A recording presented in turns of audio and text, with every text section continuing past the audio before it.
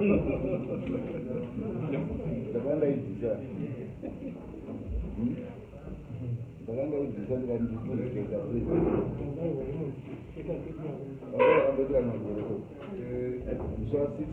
2012, takaenda kumba kwamugadzande kwanda kusaidi zvanga ngabipfeka heti yako ndodini kuzoti ndiwe wangaipfeka pandazoidzisa nekunyara. Thank you so much, members of the media here present, and welcome to the education sector unions joint press statement. It's unfortunate that we are not going to share with you the hard copies of the press statement. You understand we are now in the preparation of the COVID-19 pandemic. So to those who would want the press statement, you can give us your number, we can share it in soft copy. Now, right, we are meeting at a time when the government has announced that schools must open, and also that examination should start.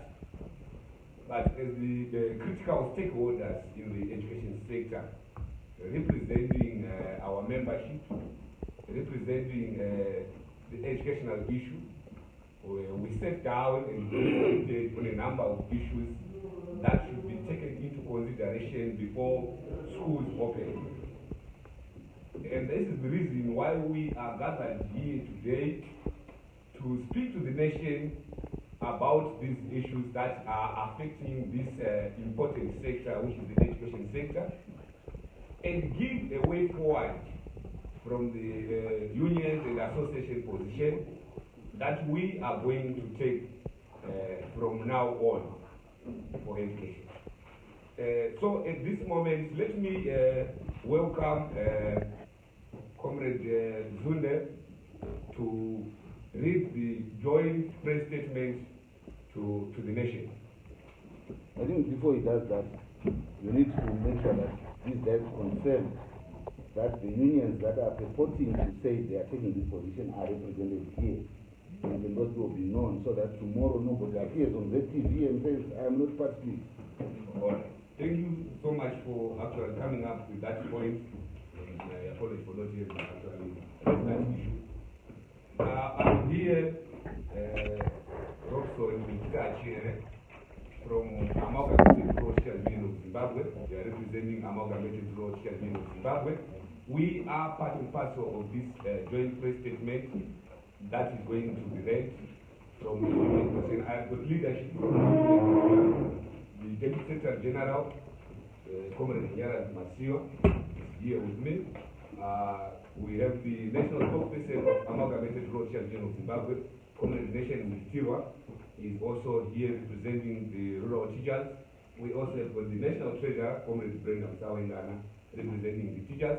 So I'll also give each and every union, just introduce the union that are present here from this union. Let me start from that end. Thank you, sir. I am Emmanuel Nyao, the Chief Executive Officer for the Zimbabwe National Teachers Union. Julie here to bind myself and the union which I represent the joint statement that's going to be made. Thank you. Good morning, my fellow teacher union leaders. Good morning, members of the press. My name is George Kudzanani Shide. I am the president of the Zimbabwe Democratic Teachers Union. I am here to consolidate and confirm a common position that has been taken by all the 8 teacher unions duly registered in the Republic of Zimbabwe. And I want to confirm that whatever is going to come out of these deliberations, we are part and parcel to it. Thank you very much.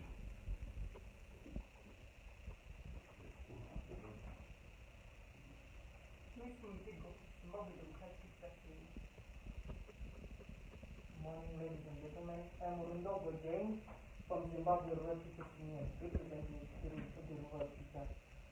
I'm here to solidify whatever statement that we are going to make here today. Good morning. I'm Aida Saranago from Zimbabwe Teachers Union.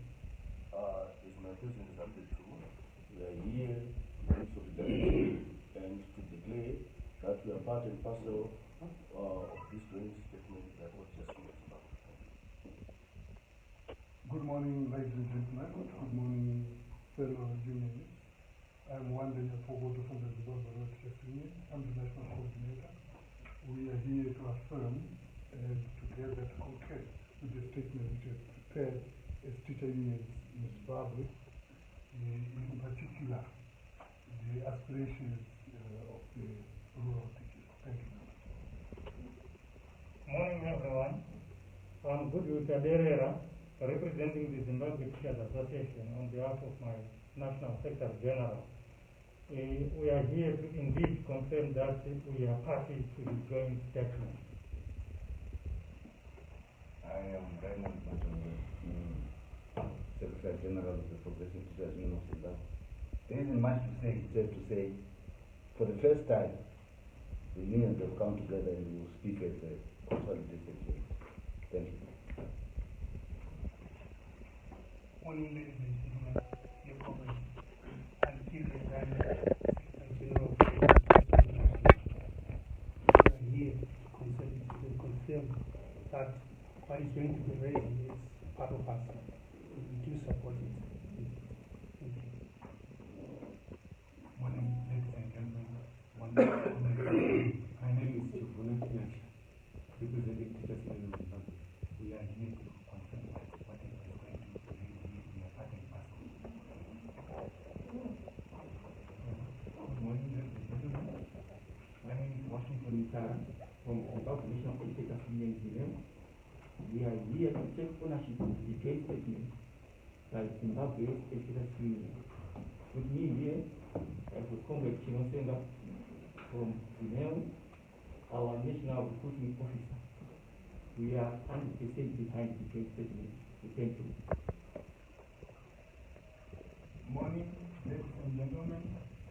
I, Nyaraz Masio, the Deputy Secretary General of Amalgamated Road Teachers Union of Zimbabwe, I am here to confirm that the statement that is going to be read on behalf of ATU by the Teachers Union of Zimbabwe in their diversity, we are for it.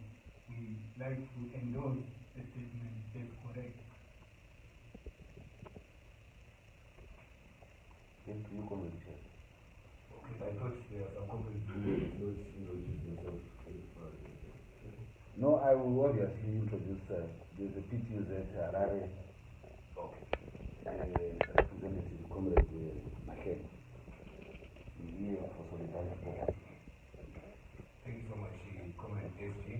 The statement that is going to be read here is the statement representing all the teachers' unions here present, and you have heard them loud and clear.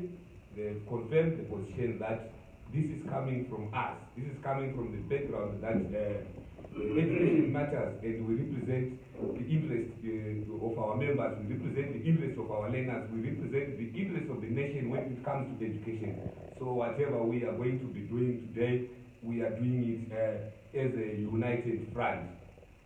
Over to you, Comrade Zunde, to read the joint statement on behalf of the teachers' union. Thank you, Comrade Chair. We read that this one is the statement by the union.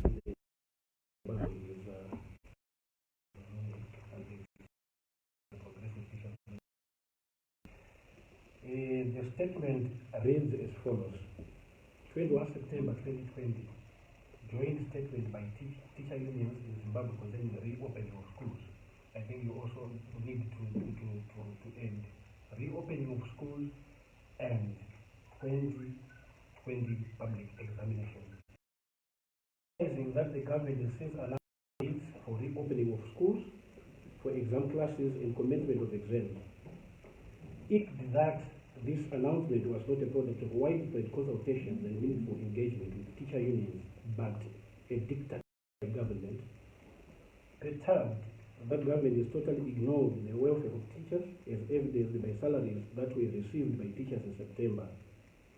Aware that the total consumption poverty line current infinite negotiations under NJNC and lack of seriousness and urgency in such negotiations, reaffirming the position that the economy is fully re-dollarized, with prices of most goods and services pegged in US dollars, including those offered by government itself. Noting that there are still COVID-19 active cases, most of them being local. Adequately informed that most boarding schools have increased the fees to between 20 and 40,000, while the teacher salaries have remained stagnant in a volatile economic environment. Emphasizing that well-paid teachers in safe schools is a must for quality public education. Aware that all teachers are financially crippled and have no capacity to report at their respective schools on 28 September 2020. We, the undersigned teacher unions in Zimbabwe, now therefore urge the government to 1. Urgently expedite consultations with all teacher unions with a view to sharing ideas on the way forward before the opening of schools. This is informed by the fact that teacher unions are a key stakeholder in the education sector and represent the very people who are implementers of government policies. 2. Restore the purchasing power parity of teacher salaries pegged at US $500 to US $550. 3. Implement meaningful education sector-specific allowances that commensurate with the teacher responsibilities and status. Pay a COVID allowance that is the product of negotiations or agreement between employer and teachers, rather than the current benevolent gesture dubbed presidential prerogative. If schools reopen during this COVID period, it entails that teachers will be frontline workers who deserve a meaningful COVID allowance. Pay salaries that resonate with workers' qualifications, experience, responsibilities, and promotion, rather than the current scenario where physical fitness has become more rewarding. Establish an inclusive COVID-19 task force to assess the level of preparedness of schools before reopening. Ensure that schools are safe to receive the learners and teachers, and their health, safety, and welfare are highly prioritized.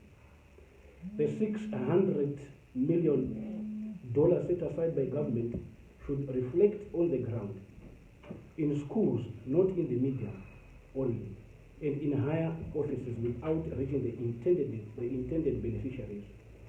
Currently, there is almost nothing in public schools because the school coffers are dry, since there hasn't been any collection of fees after closure in March 2020. Give teachers and learners enough time to cover syllabi and prepare for exams. The period of 2 months between 28 September 2020 and 1 December 2020, opening bracket, the proposed date for commencement of exams, closing bracket, does not adequately compensate for the lost time of 6 months since schools closed. Last but not least point, listen to professional advice and provide a broad blueprint that covers all learners than being restricted only to exam classes.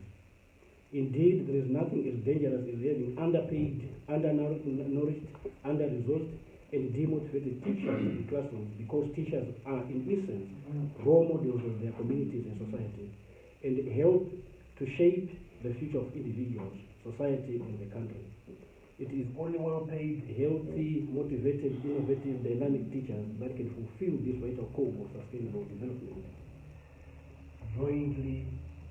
Statement jointly signed by the following organizations: Arutuz, represented by Comrade Chere, represented by this speaker, TUS represented by Comrade Piri, the DTU, Tasarala OF, Zimta, Comrade Swanda NT, Zinatu, Comrade Nyao M, Zineo, Comrade Chinosengwa C, and then ZRTU, Comrade Fambai.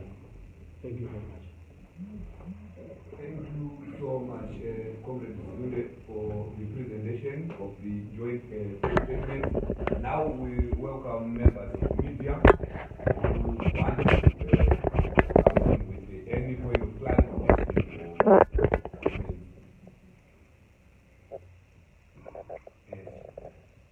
Previously, the negotiations have taken so long to bring out some resources for this project.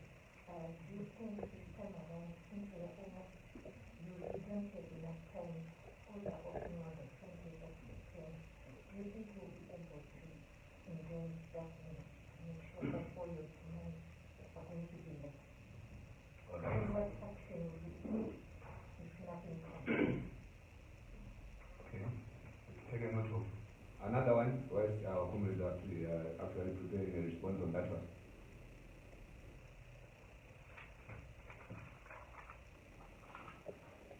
Yes. Okay, I wanted to check, teacher, how much time do you need to prepare for exams? Okay. Take a note of another question.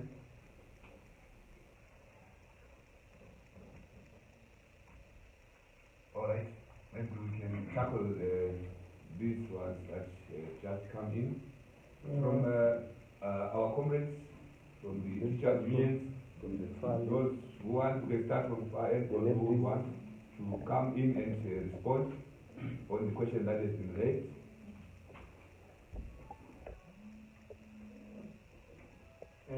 Thank you, Commissioner.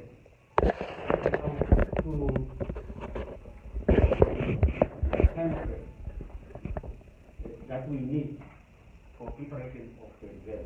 You need to be reminded that since the 24th of March to date, there has not been any meaningful or reasonable learning on the part of the children, the learners of people. And in natural, we go for exams on the assumption that the syllabi has been duly completed by the teacher. Apparently, that syllabi has not been completed. There is an assumption that children or students or learners have been learning virtually. And yet when you go outside, the reality speaks to the fact that there has not been reasonable learning because of the extensiveness of the WhatsApp bundles, that we call them data bundles if you want. And more so, if you go down in the rural areas, those gadgets that you call cell phones that can provide information are not there. And in fact, if the children or learners have not been learning, we are basing on the assumption that because most of the learners, maybe not even most, but some of the learners are around town, like Harare, Bulawayo, and so forth, then children or learners are assumed to have been learning when that is not the case. So the feeling is that we need an equal amount of time that learners spend away from schools to be able to go back into the classroom for reasonable learning. So far it has been about 6 months now, and we need an equal amount of time for the learners to really find themselves in preparation for the exam. But it then boggles the mind to find that we are only being given 2 months. 2 months to finish the syllabi, and 2 months to groom or grill the students for exams. They need a lot of time.